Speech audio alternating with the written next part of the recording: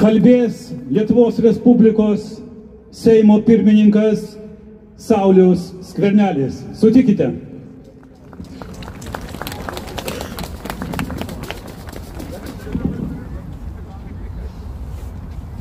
Mėly Vilniečiai, miesto svečiai susirinkę šią dieną. Prieš 3 metus civilizuotas pasaulis negalėjo įsivaizduoti, kad 21 amžiuje gali įvykti toks karas. Po 3 metų taip pat civilizuotas pasaulis negali suvokti, kas dabar vyksta ir kaip bandoma ant kelių parklupdyti Ukrainą. Paradoksas, kad po 3 metų didvyriško karo, didvyriško pasipriešinimo Ukrainos tautos lyderis, prezidentas Zelenskis, pavadinamas komiku arba diktatoriumi. Ukraina, kurios sūnus ir dukros guldo galvą už ir mūsų laisvę, Europos laisvę, vadinama šalimi, kuri neturėjo šito karo pradėti.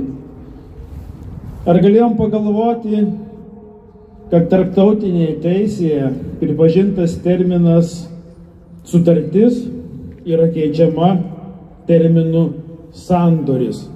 Sandoris dėl teritorijų, sandoris dėl iškasenų, sandoris dėl garbės.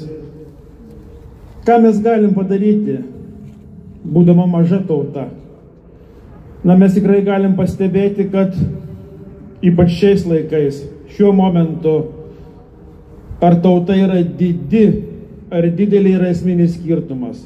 Ne teritorijos dydis, ne ginklų kiekis, ne žmonių skaičius, bet visai kiti dalykai sprendžia, ar yra valstybė ir tauta didi ar didelė. Mes esam didi tauta, didi valstybė ir tokių Europoje ir pasaulyje yra daug, kurie besąlygiškai remia Ukrainos laisvę ir nepriklausomybę.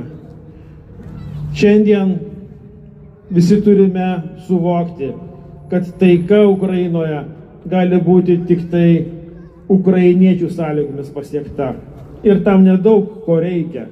Tiesiog deokupuoti, išlaisvinti Ukrainos užimtas teritorijas, teisiškai ir finansiškai nubausti karo nusikaltėlius ir agresorių ir suteikti labai paprastą Ukrainai garantiją.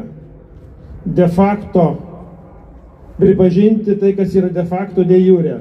Ukraina jau yra NATO valstybė, kariaujanti su NATO ginkluote pagal NATO standartus už